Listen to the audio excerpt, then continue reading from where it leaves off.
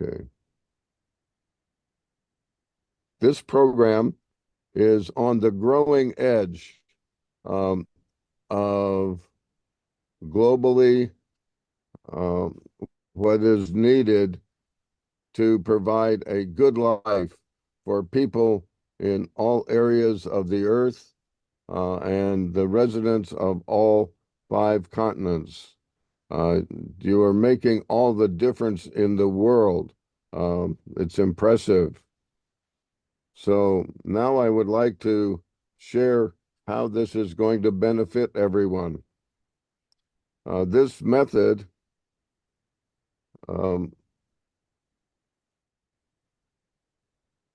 the Cultive Biointensivamente closed loop sustainable mini farming has so much to offer in a world of a lot of challenges. These challenges are, and I'll name them, increasing drought globally, increasing shortage of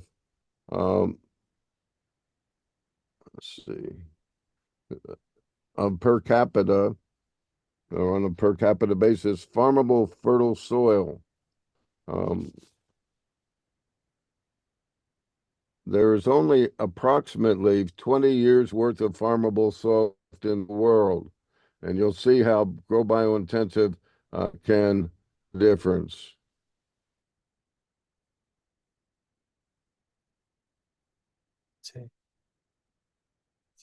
Make a 12 pounds of, let's see, 12 pounds of farmable soil are lost per pound of food eaten.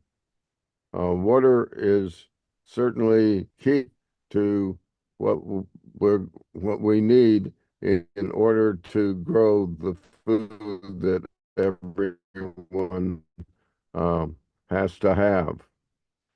Another challenge is soil organic matter. There used to be a very large amount, but it's being reduced very rapidly.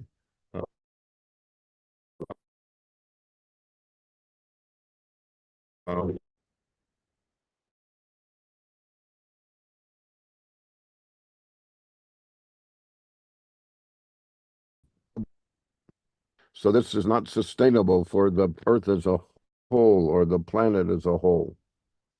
Farming nutrients in organic form easily available is another challenge. Most of it is imported from other areas and therefore is not sustainable, and even from other countries. Some of the organic fertilizers that people in the United States and Latin America use come from Africa, and there are many other examples. Another challenge is complete balanced diet. There's not enough people are eating a complete balanced diet, and it's known by academics that if people eat a complete balanced diet, they don't tend to become ill or die as frequently. Another challenge is farming. Sorry, John. John, free sorry. from top. Can you turn on your video, please? Okay. Thank you. How do I do that? In the Zoom, when they say begins video, in the Zoom. Where does it say for my video? I'd be glad to turn it on. I just don't know how in this particular Zoom setup. Okay. If I can find it, I will do it. No, you can continue. Let me, if I can do it. Yeah, don't worry. You can do it? Yeah, I think so. Okay, if you can do it. Yeah, let me try. Okay, you can continue. Thanks. Sorry. Muchas gracias. So we need farming free from toxic materials in all forms, including organic ones.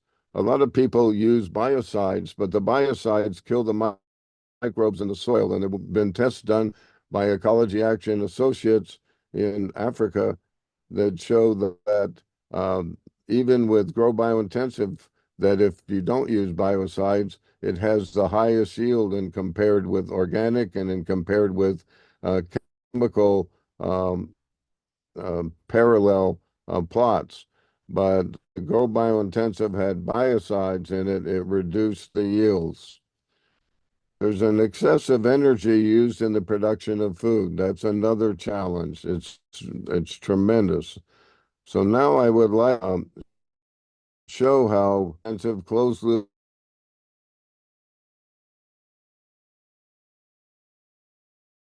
like to sustainable mini booklet number 40 also focuses greatly on that. And this will be made available by email in Spanish to all the participants in this wonderful conference. Okay, well, the thing about fertile soil is Grow Biointensive builds the fertile soil 60 times faster than in nature, according to a master's thesis at the University of California at Berkeley, under the mentorship of one of the world's best soil scientists. This method can build up to 20 pounds. Listen to this one. This method can build up to 20 pounds of farmable soil per pound of food eaten. Since the average person in the world eats 1 ton of food annually, this means up to 10 tons of farmable soil per person annually. So biologically intensive farming builds soil. It doesn't deplete it.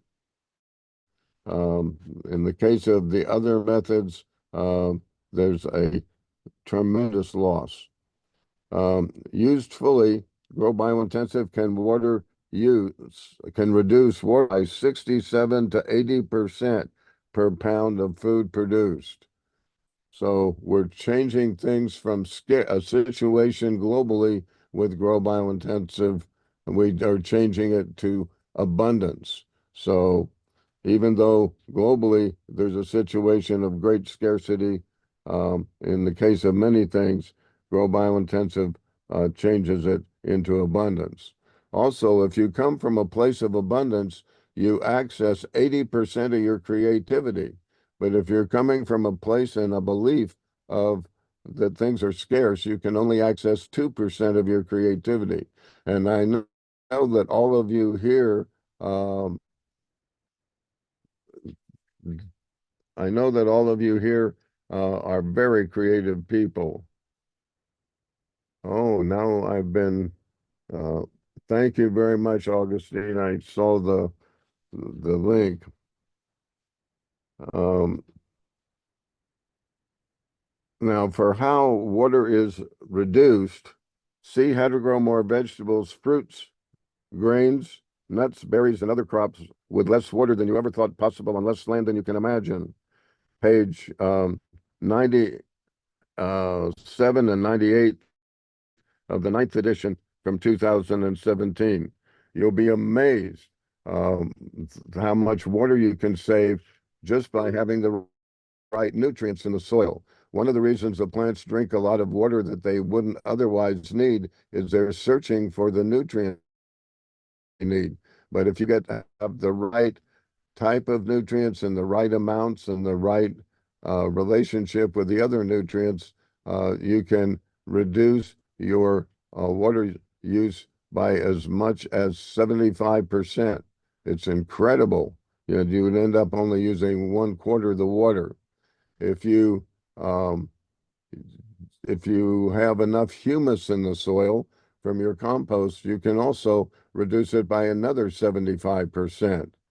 Uh, if, if you uh, um, if you have the mini climate where the plant, you can reduce the additional 50%.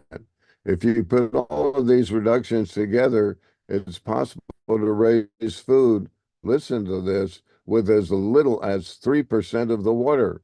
And we actually, in one of our tests in our first site in Palo Alto, California, in the Stanford Industrial Park, we did get to 3%. You won't get that in most instances. It all depends on your climate and your soil type and how fertile your soil is. Okay. I need to flip my notes here because there's a lot of key information that I don't want to miss for you.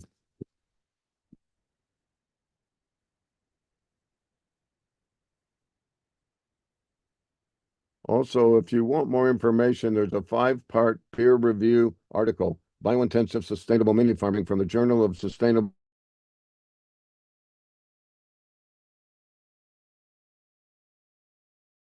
Water.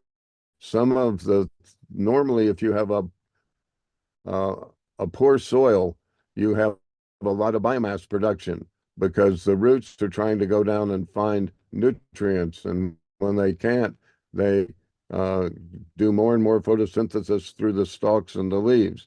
If you have a really fertile soil, you get a lot more seed production or calories.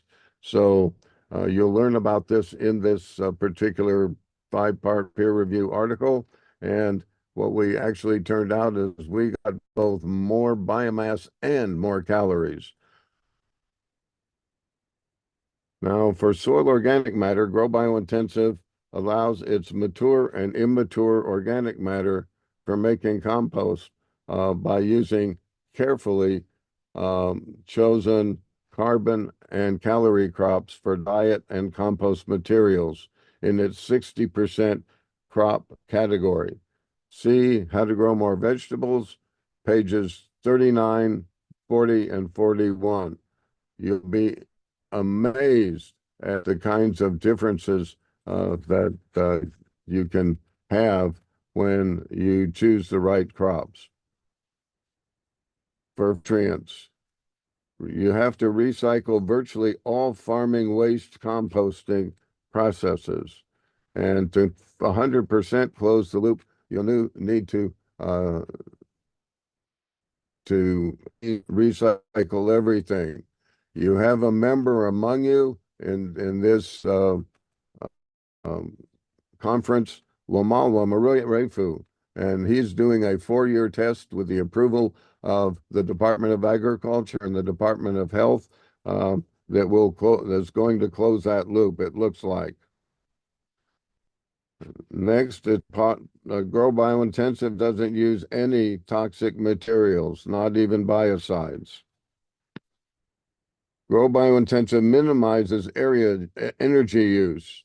This always amazed me. Energy use of all kinds, mechanical, human, and it can end up using as little as 6 to 10% of the energy, where agriculture that's used standardly is using a tremendous amount of energy.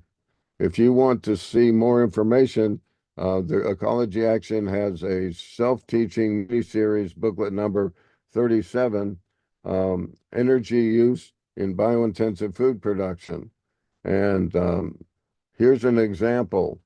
It blew me away when Steve Moore, one of our associates, discovered this by research. Only 3.85 calories of food energy are produced by conventional farming in the production of flour corn per 3 calories expended in the production of that. Grow Biointensive, in contrast, produces not 3.85 calories, but it produces 63 calories of flour corn per 1 calorie expended. This is 16 times more effective. So what we're talking about is learning a whole new language. I speak Spanglish sometimes, but I need to learn Spanish, and we need to learn sustainability.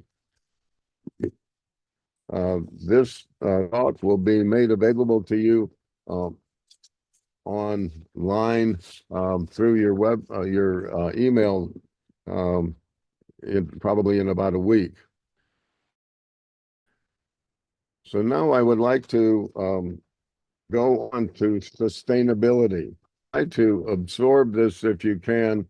I'm sorry that I can't speak Spanish, but you will have this in written form fairly soon. The most important type of sustainability is personal. It's what most people motivate behind. What most people really want and need in priority order is a home, a family, a sustainable, good community, a sustainable income, and a vibrantly alive earth. That means thriving mini ecosystems that are sustainable. So that's what people's hearts really are looking for, and souls and families. So if they can see the techniques that you're using are leading to that, then they feel much better about using the techniques. But an overview was next. And what that is that most organic farms, or forms, excuse me, most organic forms, there's 11 of them, are not sustainable. They're 50 to 84% not sustainable because of the amount of materials, both nutrients and compost, that are imported from the outside. They're a great improvement, but they need to keep on walking forward. There are two forms of organic farming that have the best opportunity in the short run to become more fully and eventually fully sustainable. One is, of course, grow biointensive, closed loop sustainable mini farming. The other one is the natural way of farming by Masanobu Fukuoka. He developed it. The first book was One Straw Revolution. He's from Japanese. He's passed since, but he makes all the difference in the world, as does Grow Biointensive. Now, last but not least, but you have to know that your heart is being fulfilled by having a family, a home, a community, a sustainable income, and a sustainable mini ecosystems. So last but not least, we're going to go to professional um, sustainability farming with Grow Biointensive.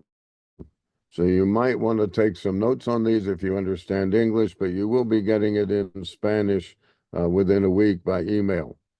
You need to grow compost crops that are also good, complete diet crops in the right proportions. We have a booklet, our booklet number 31, that steps you through it. So you can choose the crops you want to eat, but you have to make sure two other things. You have to make sure they not only feed you, but that they feed your soil. If you don't feed your soil, and you don't have all the nutrients in there in the right amounts and balances, your food won't have the right nutrients either. Um, so that booklet is available in Spanish. I don't know if the latest one is available in Spanish. I'm going to make a note of that so that we take care of that and make sure that the latest version is available for you. Now, this is going to maybe shock you. Did you know that the use of cold compost, one that has a lower temperature and a higher temperature for a shorter period, um, it has capacity to produce double the cured compost per unit of built material. So, wow, the this is really huge. Um, it means you can have double the amount of compost if you just don't turn your compost. A lot of people believe that if you do hot compost and turn it insect larvae, you're going to get rid of weed seeds is from your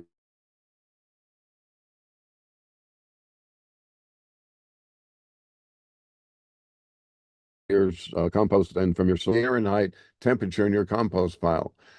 And it will get rid of those three things, but goes off as outside. So, um, We have an 8-month internship online. The next one starts on April 3rd, and we teach all the details about the compost and what it takes to get the most compost. How would you like to have double the compost uh, out of each cured compost out of each compost pile you build?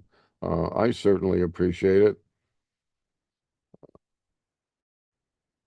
Now, you want to design, grow, and eat your own complete, balanced vegan diet.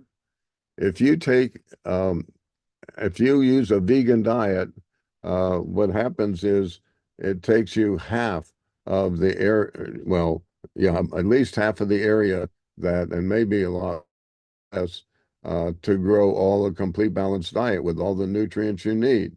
So you may say, well, gee, I want an omnivore diet. Well, maybe you do, but there's not going to be enough farmable land for most people to have an omnivore diet. But you can really have a human sustaining diet with a vegan diet. Okay, then this one is going to probably blow you away. You're not going to like it when you hear it, but then when you hear the result, I think you're going to love it. You leave half of your farmable land in wild. Now, about 80% of the people live in developing countries, and um, they are they have available about 8,000 square feet or about 800 square meters per person. But the diet they eat is a fairly good one, but it's not a complete balanced one. And there's no complete balanced diet for the soil and the crops that are being used in that 8,000 square feet. Well, with Grow Biointensive, closed loop sustainable mini farming, what you can do is you can take half of your farmable land in wild. And if you build up your soil reasonably, you don't have a poor soil, you don't have an excellent soil, you build it up reasonably in between those two things, and you build up your grow biointensive skill, you're going to be able to, in many cases, most often, be able to grow all your food for you, one person annually, and the area you're growing the crops for that diet for you, grow the compost crops you need to feed the soil with a complete balanced diet annually in 2,000 square feet or 200 square meters, 1/4 the area that you may be using now. Wow, how important that is. So what you can end up doing, instead of feeding one person a fairly good diet, the soil not a very good diet, you on 8,000 square feet or 800 square meters, that grow a complete balanced diet for two people and for the soil to grow the crops for those two people in 2,000 square feet or 200 square meters. This can make all the difference in the world between malnutrition and starvation. In Kenya, East Africa, though it's changing a little bit now, thank God. But last year they had one of the worst droughts ever, countrywide. Food prices went up, all food wasn't available. Some of you who are here, like Malesh from Garden of Hope, who's one of the attendants and presenters to this conference, um, gave a free workshop to the farmers nearby so they could, with reduced water, uh, grow a better diet. Now, the next professional sustainability aspect is interplanting legumes, especially woolly pod vetch, with all your crops, not just with your maize, your sorghum, or your amaranth, but with all your crops. That's with potatoes and with um, carrots, with everything. So the why woolly pod vetch? Well, I would like you to get to know woolly pod vetch. And the reason why is it has the potential of fixing up to triple the amount of nitrogen in the soil. Did you know that the atmosphere we breathe has 78% nitrogen? So what happens is you can, both when you double dig or triple dig your soil, you're putting nitrogen in the soil indirectly by the air air pore space that's created. But in addition, since there's so much nitrogen in the air, you don't have to go buy the nitrogen in organic fertilizer or chemical fertilizer. You can fix it in your soil with a with woolly pod veg. It has a capacity per 10 square meters to fix 0.63 pounds of uh, nitrogen. Now, this is terrific. You only need zero point 0.5 per 10 square meters of pounds of nitrogen in order to grow good crops. But the nice thing about interplanting them is that, oh, I didn't mention one thing. Most other legumes, whether they're for temperate or tropical areas, only have the capacity to fix 0.21, one-third the nitrogen. But most people plant the legumes, the nitrogen fixing crops, in one season, and then in the next season, once it's been fixed into the soil, then they grow maize or sorghum or all sorts of different crops, any kind of crops. So you reduce the amount of time it takes to grow the combination of both uh, nitrogen and your diet crops. So what you have going on is instead of taking 2 seasons to grow that, you can just take 1 season to grow it. Um,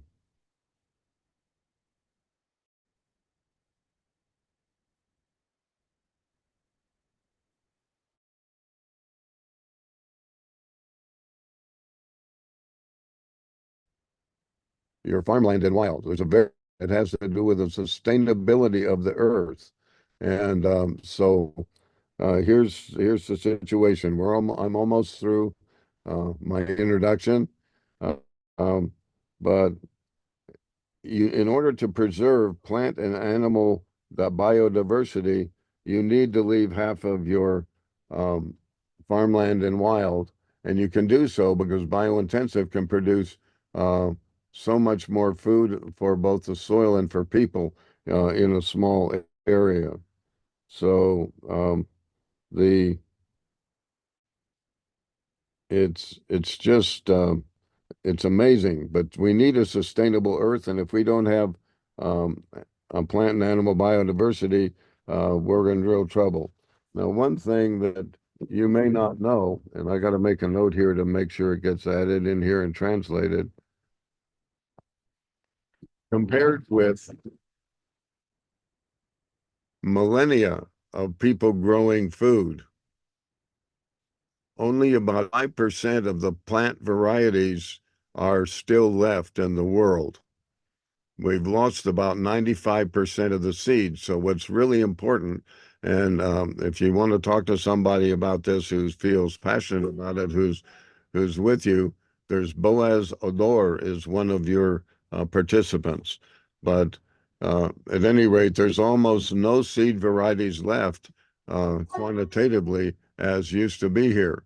So you want to really find the heritage seed varieties that still exist in your country, grow them out, save them, and make them available for yourself, your family, your neighbors, and for your region and your country. Uh, and if you choose the right ones, they're going to produce a lot of calories and they're going to produce a lot of biomass. So you're going to get food for people and food for the soil. The last thing is something that's going to really, I think, bother you, but it doesn't need to once you meditate on it some more. We teach about how to do this in our 8-month um, Grow Biointensive internship, the next one, which begins um, on April 3rd. If you qualify, you could still get into uh, the directions. You go to www.growbiointensive.org, and then there's a little Google search window. You type in online 8-month internship, and it will take you to that. And you can see what the requirements are and what you have to do to apply. There's still, if you qualify, there's still time for some people to get in. So But the last thing that's going to maybe bother you is you need to, for professional sustainability, you need to learn how to grow a modest income by growing selected seeds for income from just 1% of your 10-bed unit, or a 10-bed unit in metric would be 100 square meters of so you can only use 1% of that very small amount of the 10-bed unit to grow your um, seeds, and it's just 10 square feet or 1 square meter. You're going to think it's impossible. It's not true. You can, with some seeds that you can grow, they're so productive and you can sell them. You can actually have an extraordinary income in some cases, not in all cases. Some of the best seeds to grow for a good income are grain amaranth, leaf amaranth, lettuce, and tomatoes. So anyway, it's worth looking into and finding out how to do that. Any additional income you need can come from various forms of teaching the grow biointensive techniques that you know about that are so productive and so environmentally sound. So I would need you to know that right now, globally, there's over 10 million people successfully using grow biointensive closed loop sustainable mini farming in 152 countries, in virtually all climates and soils where food is grown. Um, so all of you wouldn't be here if you weren't already um, practicing this, or at least most of you must be. But I salute you for that you're already going into one of the most sustainable, environmentally sound, and productive for both food, compost, and income techniques that's available. So thank you for being who you are. Uh, I respect and feel honored to be with each of you because you're so important to yourself, your families, your neighbors, your region, and your country. There's one of you, I don't know if I think he's here. I just don't see him on the screen because they can't hold all the people who are here. But one of the people that Samuel Naderatu from GBIAC in Kenya, during the last 10 years, he's personally taught by I'm here too. example. Oh, good. Hi, Samuel. Hi, Uh, John. he he's taught personally, directly, person to person, and also by radio and television, 300,000 new small farmers in how to do biointensive. Alan Chadwick, who was my mentor and got me started on this, said that if everybody in the world, well, if you started out with, if Alan himself taught one person in year one, and he and that one person, which is now two people in year two, taught each one people, they would teach four more. And he said that in 30 years, everybody would know how to do this. But he also started doing this for another reason that I want to share with you. So I'm going to write down some notes here, and then. Alan Chadwick was in the British Navy in the Second World War, and he saw a lot of death and destruction like you and I hopefully will never see. After the war, he was in South Africa as a gardener, and he met a woman, the widow of a German colonel. Her husband had been killed in the Second World War. They wanted to encourage peace. They didn't want death and destruction to uh, to take over the world. So that was in 1946. And then approximately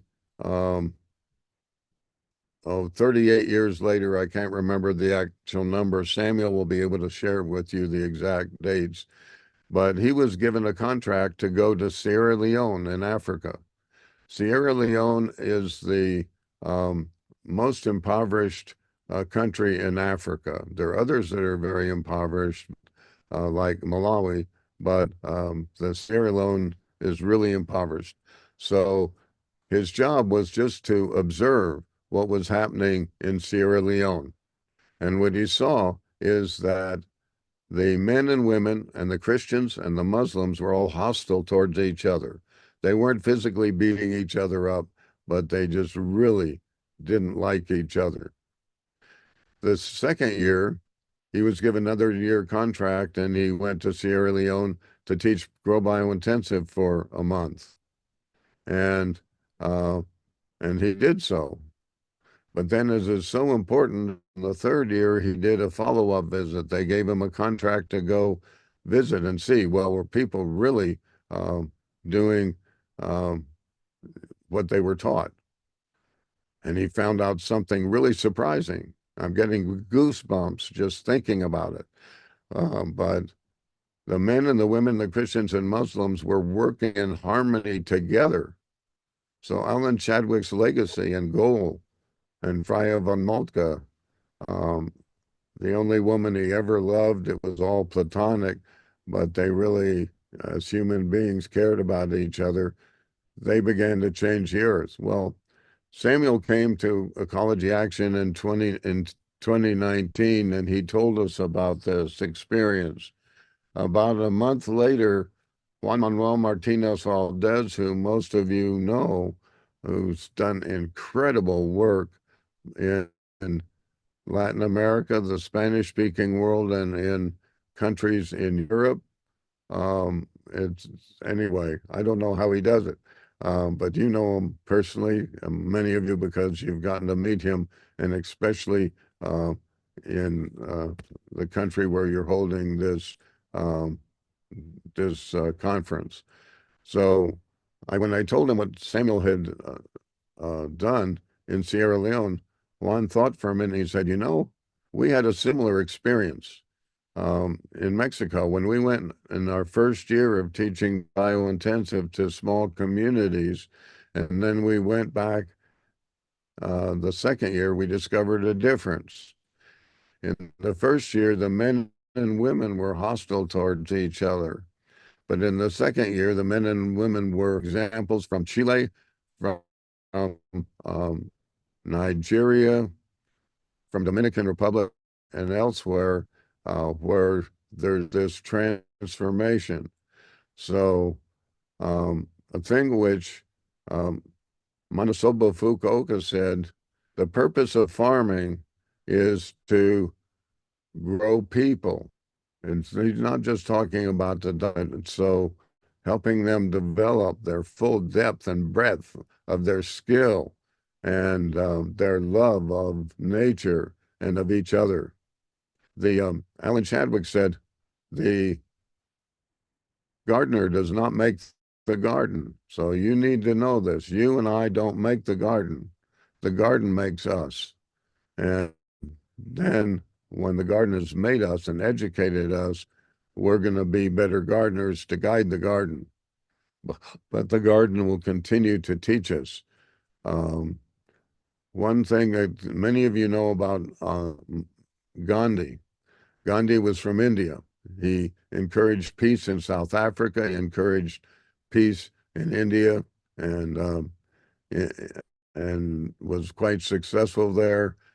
But what Gandhi said is to forget how to dig the soil, and he meant manually, not with machines, because at the time it was manual digging, and then to tend the soil, which means to take care of the soil, is to forget oneself.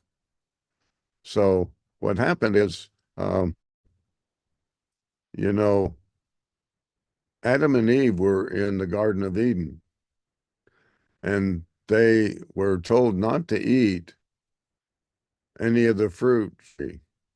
And the apple tree was the tree of knowledge. And the Garden of Eden was biology. And so what they did is they threw themselves out of the biological garden into the world by eating the apple, by getting too connected with the knowledge, and they got into technology, and it's technology that's destroying the planet. They were using poisons to try to grow food. Do you really think you can grow life with poisons, including chemical fertilizers? So we've been chasing money, not biology, not life. So what you can do with grow biointensive or Cultive Biointensivamente, closed loop sustainable mini farming, you get to learn how to work with life, with biology, and make all the difference in the world. And we truly can um, regrow our soil. It's going to take a while because there's so many poisons in it. In Nepal, we've taught some people from Nepal, the soil is the soil is so toxic in some areas that when people eat the food, they sometimes die. So in this country, a lot of the young people are chronically ill. And the reason they're chronically ill is because we're using chemical fertilizers and poisons. Uh, did you know that the water table in China, where for years they were doing, and they're doing not very much farming. Instead, they're renting land in other countries, in Argentina and in Brazil, to grow soybeans. And soybeans are one of the most unsustainable crops you could ever grow. You can grow a complete balanced diet on, let's see, 1, 2, 3, yeah, on 4,000 square feet or even 2,000 square feet. But with soybeans, it's going to take 12,000 square feet or 120 square meters. And it produces almost no biomass. And you have to grow really special seeds according to the latitude that you're in to even have them work that not well. So thank God you all are working on with biological systems and growing healthy food and compost. So you make me so happy. And uh, Humberto Tenorio, I want to let you know that I know Marisol, and she's a teacher.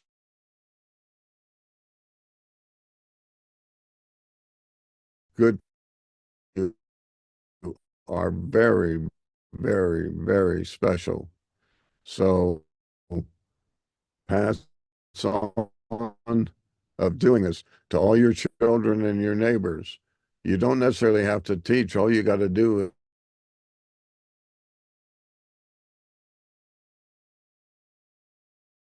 compost. They'll see how happy you are and how little work it's taking and how small an area it takes. And they're going to say, how do you do that? So, saludos y abrazos uh, and gracias. Okay, Augustine, uh, thank you. Thank you so much, John. Thank you. Thank you. You're welcome. Or in Africa, we would say, will be here. And it's uh, anyway, all of you are such kind, wonderful people, and and I honor you.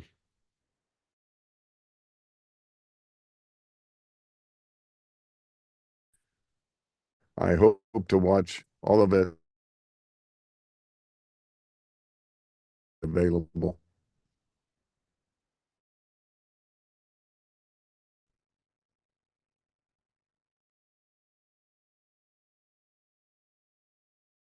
Thank you. Thank you.